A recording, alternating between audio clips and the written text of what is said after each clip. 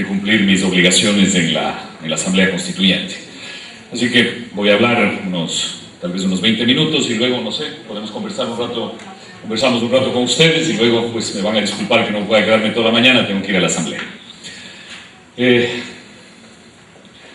Para los que creemos en la libertad, ciertamente la Asamblea Constituyente y la Constitución que va a salir de esa Asamblea es lo más alejado de la libertad que uno podría esperar e imaginar. Y esto se debe a una razón muy sencilla.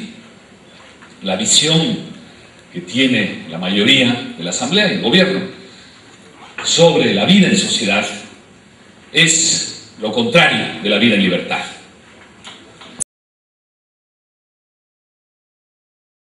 Tiempo brillantemente Dora, lo que creemos es que la sociedad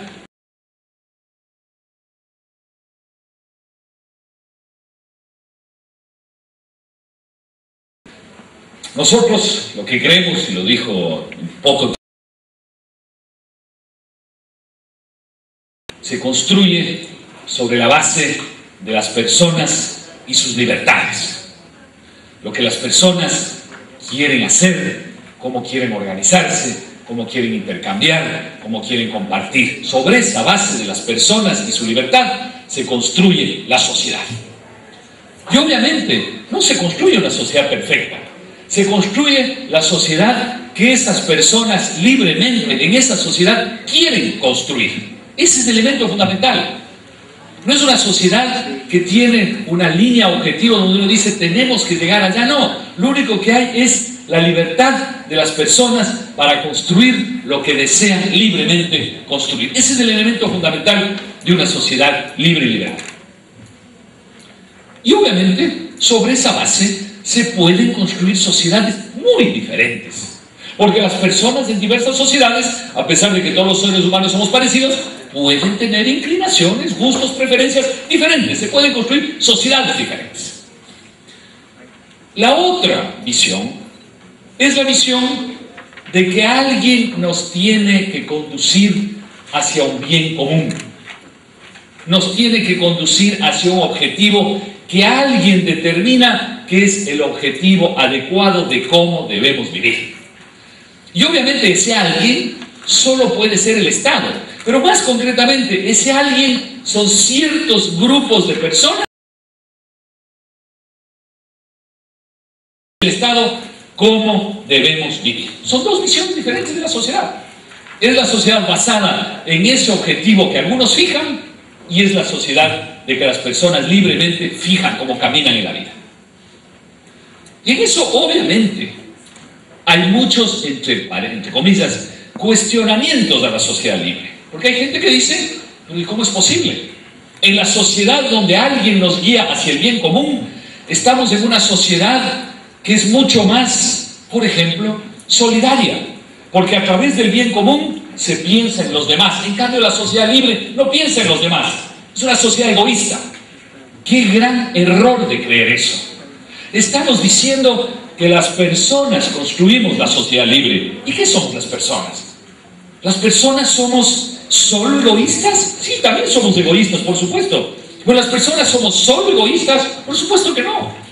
Las personas somos egoístas en ciertos momentos y solidarias en ciertos momentos. En ciertos momentos somos individualistas y en ciertos momentos estamos dedicados más a la colectividad. En ciertos momentos nos reímos y en ciertos momentos lloramos. Las personas somos todo eso. Y en consecuencia, una sociedad libre refleja todos esos elementos de lo que somos las personas. Es decir, terminamos con sociedades libres, pero sociedades que las personas construyen siendo individualistas, siendo colectivos, siendo egoístas, siendo solidarios. Es decir, las sociedades libres también son sociedades solidarias y son mucho más profundamente solidarias que las sociedades basadas en el Estado, porque es una solidaridad escogida libremente desde el fondo del alma. Nadie me obliga a mí a ser solidario. Lo soy solidario porque eso es parte de la naturaleza humana. En el otro esquema del Estado y el bien común, alguien me obliga a ser solidario.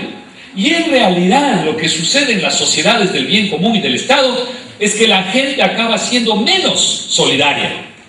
Porque obviamente, si a mí me dicen que yo ya pago impuestos para que el gobierno cumpla una función solidaria, entonces ¿cuál es mi reacción? Mi reacción es decir, muy bien, yo ya pagué mis impuestos, ya le delegué a alguien esa función de solidaridad, ya no veo por qué yo tengo además doblemente que ser solidario con los demás. Es decir, yo acabo cumpliendo una función básica de decir, ya le encargué a alguien eso, ya le di la plata a alguien para que haga esa función solidaria y yo ya no tengo por qué hacerlo más. Es decir, en realidad, en las sociedades estatales del bien común, acabamos siendo menos solidarios que una sociedad libre, donde eso nace de la esencia propia del ser humano y sus libertades. Y luego la gente dice, pero entonces en esa sociedad libre no hay Estado. En esa sociedad libre hay lo que la gente decida. Y es obvio que las personas necesitamos trasladar a alguien a nombre nuestro cierto tipo de actividades. Por ejemplo, decimos nosotros requerimos que alguien a nombre nuestro nos ayude a preservar nuestros derechos básicos, nos ayude a resolver los conflictos que surgen inevitablemente entre personas, porque recordemos, todo es esencia de las cualidades y defectos de los seres humanos, nada más. Tenemos conflictos. ¿Quién resuelve esos conflictos? No podemos simplemente los dos resolverlos, si no podemos hacerlo, tenemos que encargarlo a un tercero. Entonces, ese tercero, que le podemos llamar Estado, como se quiera, no importa, a ese tercero le encargamos ciertas funciones básicas que nos parece fundamental encargarle a alguien porque no lo podemos hacer solos. Y en consecuencia, por supuesto que hay un Estado también en esa sociedad. Es el Estado al que nosotros le delegamos esas cosas fundamentales que nosotros queremos, que no podemos hacer nosotros mismos, que le delegamos. Pero también, y yo en eso discrepo con algunos amigos míos, yo creo que las sociedades liberales pueden tener grados de Estado diferentes. Porque puede ser que haya cierto grupo humano que diga, mira, yo quiero trasladarle a ese ente colectivo, llamémoslo así, que del Estado, le quiero encargar solo dos cosas. Y en otra sociedad libremente podrán decir, no, yo no le quiero encargar dos, le quiero encargar 4 cosas. Si queremos ser realmente liberales, tenemos que aceptar que si la libertad de la gente es la que decide las cosas, si la libertad de la gente es la que decide las cosas, entonces puede haber sociedades que van a ser un poco más estatistas y otras un poco menos estatistas, siempre partiendo de un supuesto. Ese Estado existe porque yo libremente le encargué esas funciones y está sometido a mi voluntad y a mi control y no está sometido a su voluntad que empieza a imponerse a mí. Y las sociedades liberales por eso mismo pueden avanzar hacia una gran diversidad que refleja la diversidad humana. Puede haber sociedades humanas que se dediquen a trabajar las 24 horas del día y acumular riqueza. Y puede haber también sociedades libres humanas que decidan que no, que trabajar las 24 horas del día no es una buena cosa, que también hay que ir a ver a la Liga clasificarse a la final de la Libertadores, que hay que ver a los del Barcelona que se mueren de las iras de eso. Todas esas cosas de parte de la vida, ¿sí? Hay que hacer eso también, ¿sí? Entonces que decidan, mira, yo no quiero estar tan obsesionado con el trabajo, yo también quiero dedicar mi vida a otras cosas, perfecto. Y esa sociedad quizás sea materialmente menos rica y sea rica en otras cosas. Cada sociedad escoge el camino que quiere. Esta es la riqueza fundamental de la sociedad liberal. Y se sustenta en algunos elementos fundamentales. Se sustenta, por ejemplo, en el respeto absoluto a la ley. Es decir, juntos hemos decidido ciertas reglas del juego y vamos todos juntos a respetar esas reglas del juego. ¿Por qué? Porque nos las autoimpusimos de manera libre.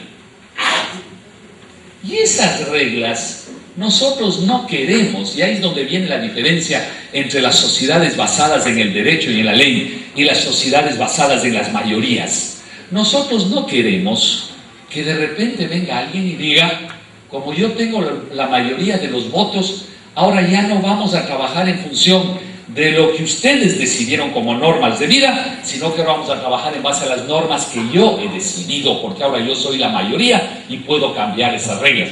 Entonces, el concepto de Estado de Derecho y de respeto a la ley es un elemento fundamental, porque lo que me está diciendo es lo que juntos hemos decidido que son las normas de vida, esas son las normas que tienen que funcionar. Por eso los países anglosajones, que tienen el sistema legal consuetudinario, están aplicando la lógica liberal, porque lo que están diciendo es las normas de vida van cambiando a medida que la gente en sus interacciones va tomando decisiones. Juntos tomamos una decisión legal, un juez toma una decisión, otro toma otra decisión, y juntos vamos construyendo esas normas que son las que nos van rigiendo. Pero normas perfectas o imperfectas son las normas que van surgiendo de la vida libre de esa sociedad.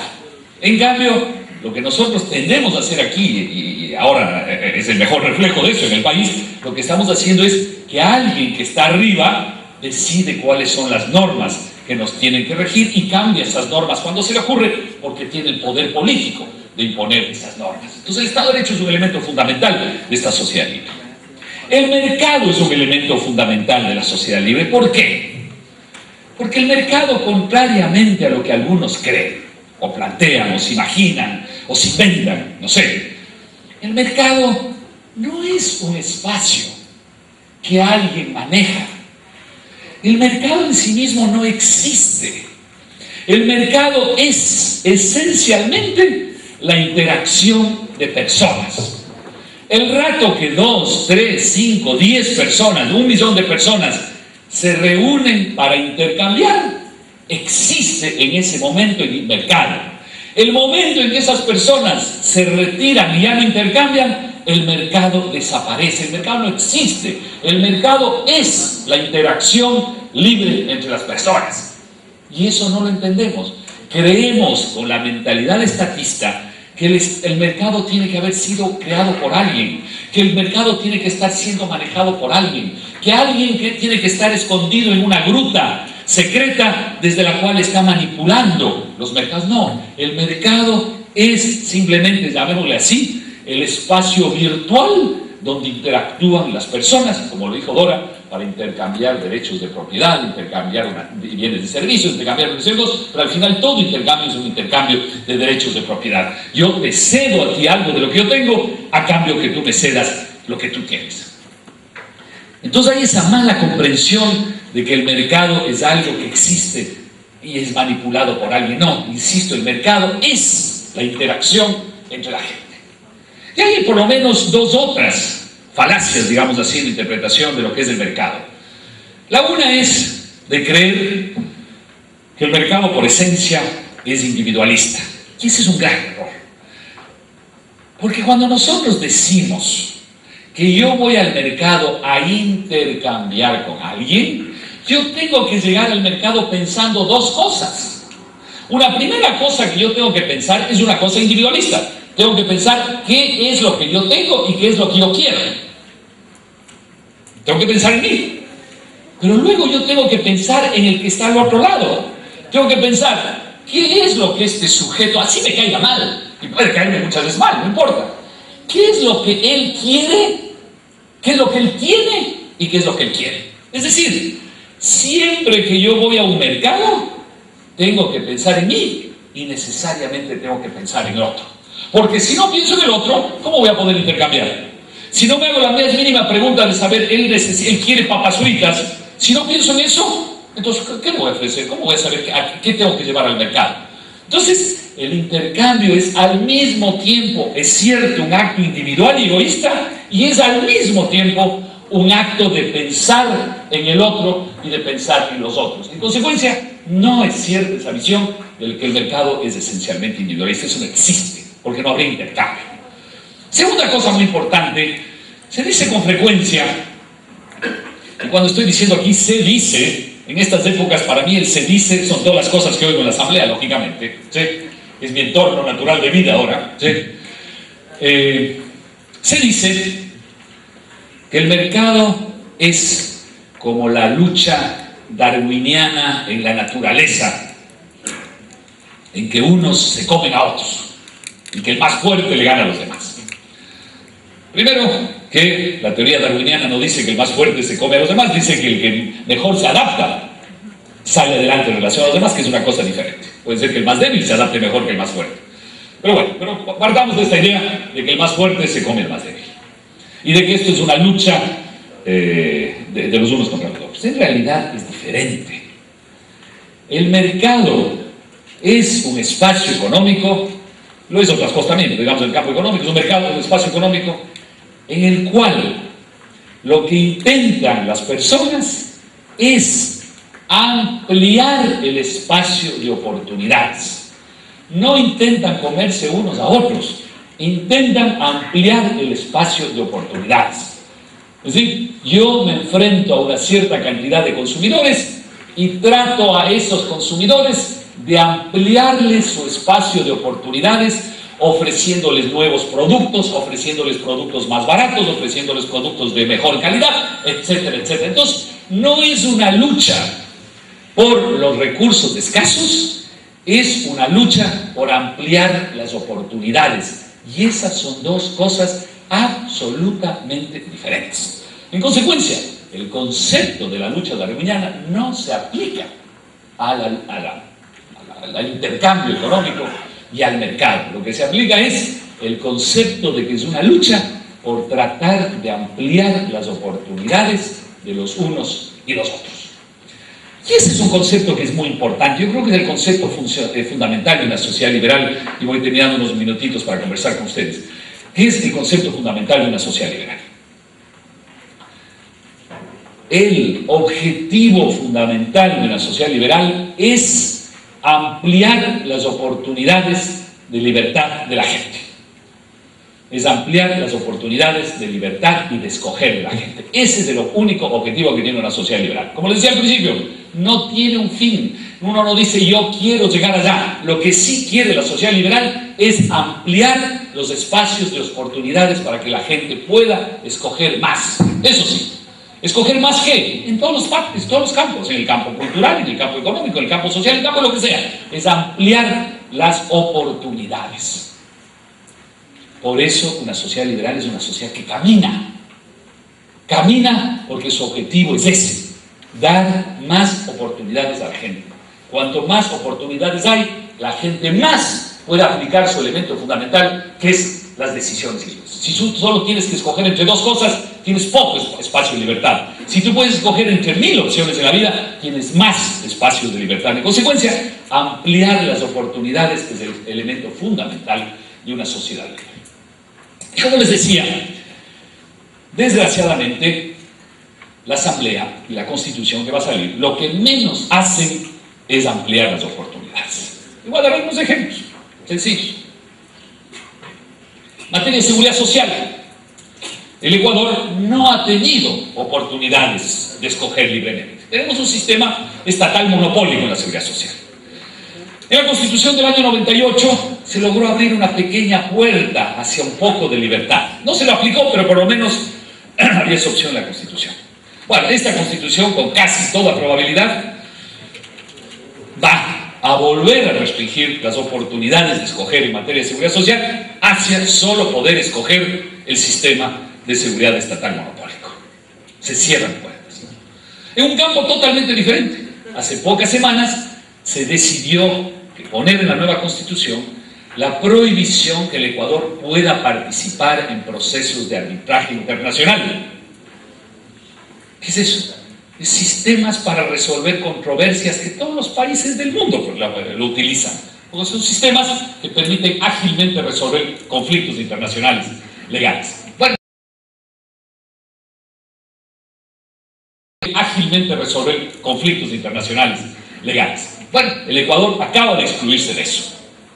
¿Por qué? Porque se decidió que como a veces perdemos en esos arbitrajes internacionales, entonces es mejor no participar, porque cuando tú pierdes un arbitraje, estás perdiendo en tu soberanía nacional de decidir las cosas. En consecuencia, el Ecuador se ha aislado de eso. ¿Eso es qué es? Cerrar oportunidades de hacer cosas en el país y de ampliar las opciones de la gente de resolver sus problemas. En materia de educación, yo he insistido mucho en la posibilidad que a la gente se le dé directamente el dinero para su educación y que la gente con ese dinero pueda ir a escoger dónde educarse. Entonces uno podrá escoger nuevamente con libertad una escuela municipal, una escuela religiosa, una escuela particular, una escuela de diversa naturaleza. Obviamente esa idea es muy difícil, por no decir imposible, de lograrla hacer permear en la Asamblea para que haya ese espacio de libertad de escoger. En materia de salud, se están limitando los espacios a tratar de que todas las opciones que tenga la gente sea simplemente ir a la institución pública de salud. Y como eso tenemos mil ejemplos. El caso de la propiedad.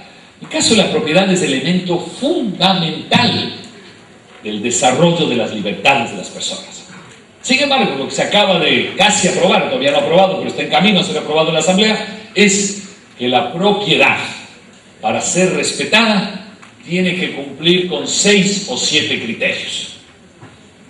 El primer criterio que tiene que cumplir, y cito de memoria, es guardar relación con el buen vivir.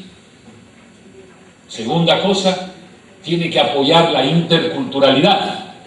Tercera cosa, tiene que respetar la justicia redistributiva. Cuarto, tiene que estar en producción sostenible, sustentable y con responsabilidad social. Bueno, hay 2 términos más que no me acuerdo, que ya con 4 basta, pero hay 2 más todavía. ¿Sí? Entonces, nuevamente, se limitan las opciones libres de la gente de simplemente tener su propiedad como un elemento básico de sus derechos a la vida en sociedad. Y se le pone todos esos condicionamientos, con lo cual se abre la puerta que mañana cualquier gobierno pueda decir, como usted no cumplió con estos elementos, que además unos son muy claros y otros son muy subjetivos, y esa combinación entre lo objetivo y lo subjetivo es lo más grave, pues yo puedo quitarle su propiedad porque no ha cumplido con esas condiciones. De esa manera es como se va construyendo a través de la Constitución un espacio que es exactamente lo contrario de un espacio de libertades. Y es lógico, la visión que tiene el gobierno es una visión de imponer a través del Estado la manera en que la gente tenemos que vivir. Una cosa que sí está haciendo el gobierno a través de la Asamblea y a través de la Constitución es ampliar los espacios de participación ciudadana, no en las decisiones de la vida económica y social, no en la educación, no en la salud, no en la seguridad social, no en el mercado, etc. No, lo que sí está haciendo es abrir espacios de participación ciudadana en la vida política. Pero yo me temo muy fuertemente, muy seriamente, que esos espacios que se quiere abrir a la participación ciudadana es simplemente para consolidar el poder político del gobierno. Porque obviamente el gobierno va a manipular esa participación ciudadana en los espacios políticos y en consecuencia lo que eso va a hacer es ampliar el espacio de poder político del gobierno, ya no solo a través del Ejecutivo, ya no solo a través del Legislativo, ya no solo a través del Poder Judicial, sino además a través de estos llamados poderes ciudadanos, que va a ser un quinto poder, o un cuarto, un quinto, un sexto, un séptimo, ya no sé, tantos poderes que ahora se quiere poner, un quinto, sexto, séptimo poder, que va a ser el poder ciudadano. Pero yo estoy seguro que la intención de eso es que el Estado manipule ese poder para tener un poder adicional sobre los ciudadanos y sobre sus libertades. Ese es el esquema que se está montando ahí, y por eso lo que sucede en Montecristi es algo serio y preocupante para el país. Estamos construyendo una sociedad donde el Estado cada vez va a querer restringir más nuestras libertades, y lo único que nos queda a todos nosotros a los que creemos en las libertades, es, como yo, hacer modestamente mi trabajo en la Asamblea, como el Instituto y Dora lo hacen ahí, tratando de comunicar qué es la verdadera libertad, como ustedes que están aquí, como la prensa que está en muchos lugares, en fin, tratar juntos de ir haciendo ver a la gente dónde están los verdaderos espacios de libertad y cuáles de esos espacios se están coartando en Montecristi. Muchísimas gracias.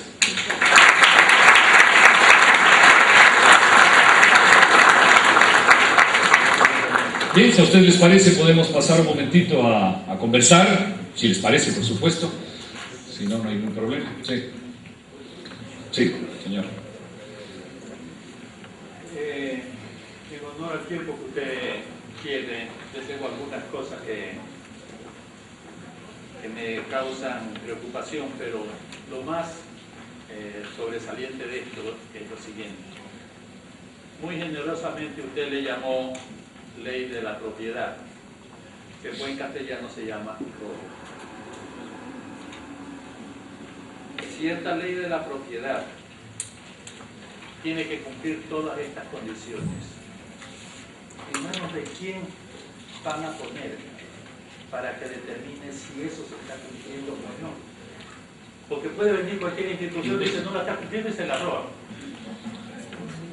Entonces, ¿a dónde está el sustento de seguridad de aquellos que trabajamos toda una vida, no para cumplir con redistribuciones, no para cumplir con labor social, sino para asegurarnos un futuro contra malos manejos de gobiernos como el de ahora? ¿Está en alguna forma regulado esto? Y como me preocupa bastante, le quisiera preguntar una cosa. Los asambleístas que no están de acuerdo con esto, ¿van a firmar esto al final a responsabilizarse y ser partícipe de esta barbaridad? Muy buenas sus dos preguntas. Perdón. No, por supuesto, el gran riesgo de esto es que lo que ahí dice mañana se puede aplicar y se puede aplicar de manera arbitraria. Señalo simplemente dos cosas que he oído en la Asamblea. La una es que una de las razones por las cuales una persona puede perder su propiedad es por no pagar impuestos. Si usted no está al día en sus impuestos y alguien puede venir y decir, entonces yo le quito a usted su propiedad. Nunca he sabido yo que haya una vinculación, que siempre he sabido que si usted no paga impuestos, usted tiene que ser sancionado en el ámbito tributario. Por eso hay leyes tributarias que dicen que usted no paga, tendrá tales sanciones. No, ahora resulta que la sanción puede ser en el ámbito de la propiedad. Me parece gravísimo. ¿Sí?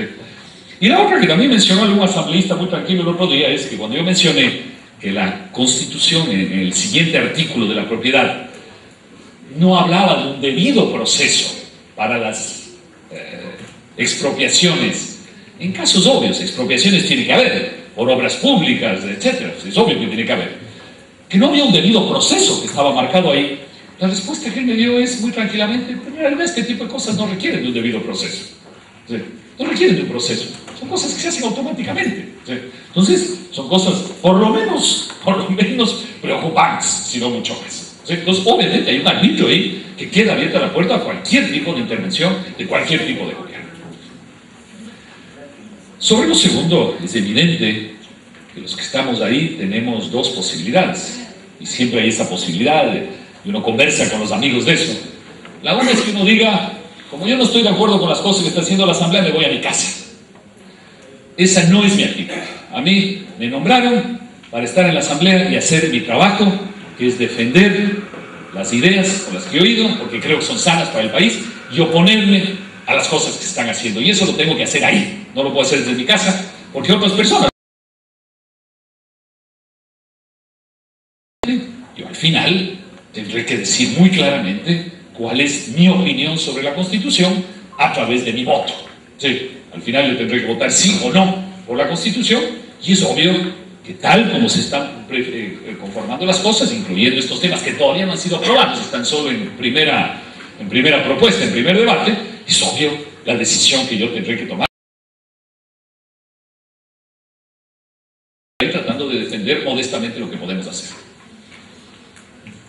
Usted nos hablaba de que en la actual Constitución que se está trabajando se está pidiendo la libertad. Me parece evidente, sí, pero ese es nuestro rol ahí, está. Nos habla de artículos que recién se están discutiendo.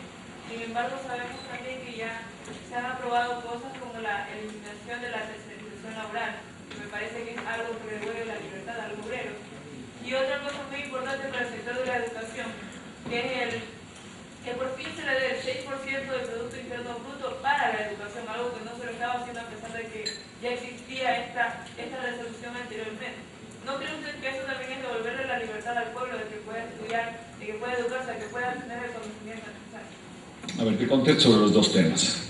Bueno, en primer lugar, el tema de la tercerización no es una decisión constitucional, sino es una decisión de un mandato de la Asamblea, que son absolutamente ilegales, porque nadie le mandó a la Asamblea que se dedique a hacer otras cosas que no sea hacer la Constitución.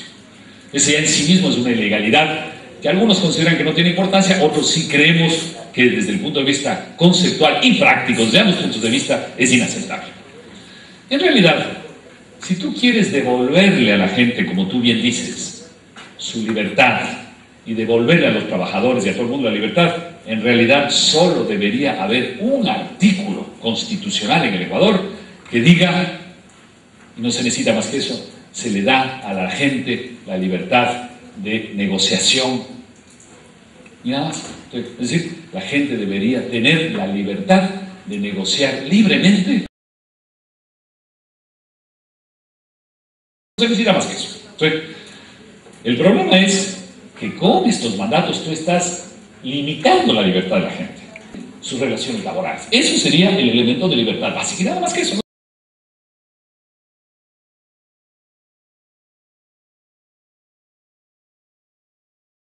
Es decir, cuando tú dices, en el Ecuador no puede haber contratación por horas, por ejemplo, ¿qué estás haciendo tú? ¿Estás ampliando las libertades? No, estás restringiendo las libertades.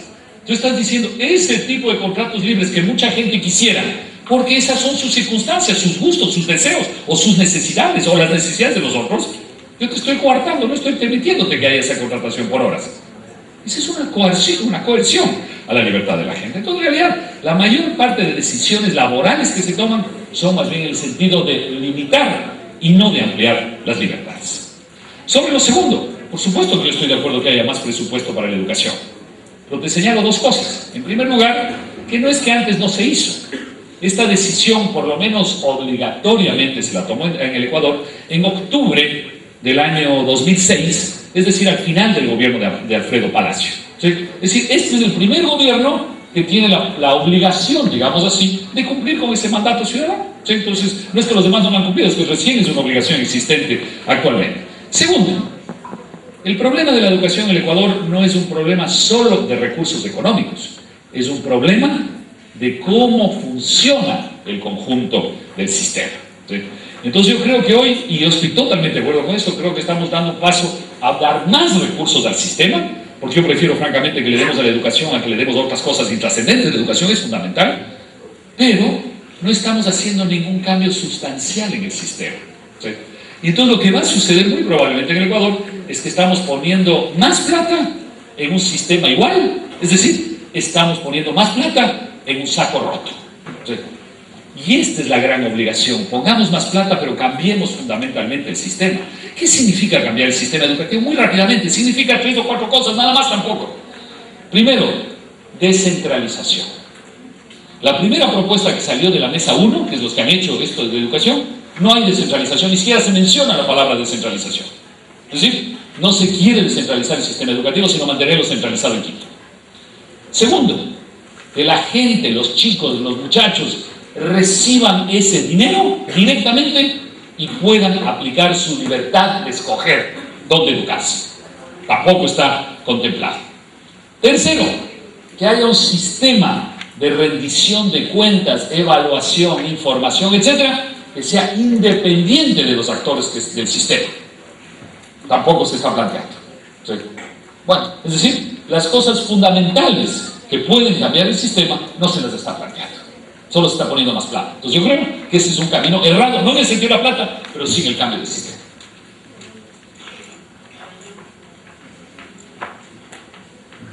Bueno, la inquietud es similar a la de la compañera, pero hay algo más. ¿Por qué la sociedad liberal da más oportunidades? ¿En qué sentido? ¿Cómo? ¿En qué sentido? Usted habló de la sociedad liberal. Amplía muchas oportunidades. ¿De qué manera? Bueno, te da más oportunidades en dos sentidos fundamentales. Primer sentido fundamental, como lo dijo Dora, las sociedades libres son más prósperas que las sociedades que no lo son. Y mira, yo creo que en eso hay también que ver los casos marcados y obvios. Tú nunca viste a nadie tratando de huir de Alemania Occidental a Alemania Oriental, nunca se vio a nadie. Sí.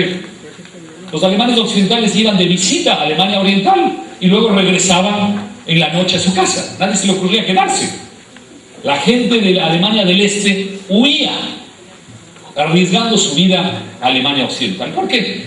Porque el uno es un sistema libre y el otro es el sistema coercitivo. Eso es todo. ¿Por qué la gente lo hacía? Porque el uno genera más prosperidad. Primero, y la prosperidad genera más oportunidades. Primera cosa fundamental. La segunda cosa fundamental es que en una sociedad libre tú escoges tu camino. Tú tienes la opción de escoger dónde trabajas, dónde no trabajas, dónde escoges tu seguridad social, dónde escoges tu educación, dónde escoges tu salud, dónde escoges tus decisiones políticas básicas, empezando por el hecho que en una sociedad libre tú debes tener la facultad de votar o no votar como primer elemento de tu libertad. Esas son las oportunidades que te amplían. Es una sociedad más rica en oportunidades y que además te da la libertad de escoger esas oportunidades. Con eso ya tienes un panorama mucho más amplio.